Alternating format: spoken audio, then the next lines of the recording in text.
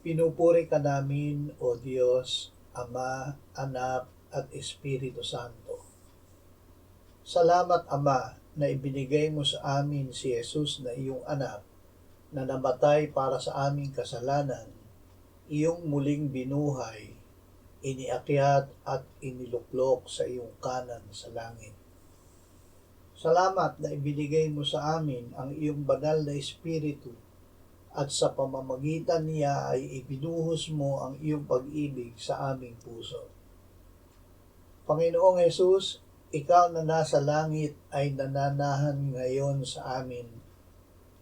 Dahil ikaw ay buhay, ay nananahan sa amin ang iyong buhay, ang buhay na walang hanggan, at ang iyong kapayapaan na hindi nagapi ng kamatayan at libingan, na nanaig laban sa mga ito at sa dyablo.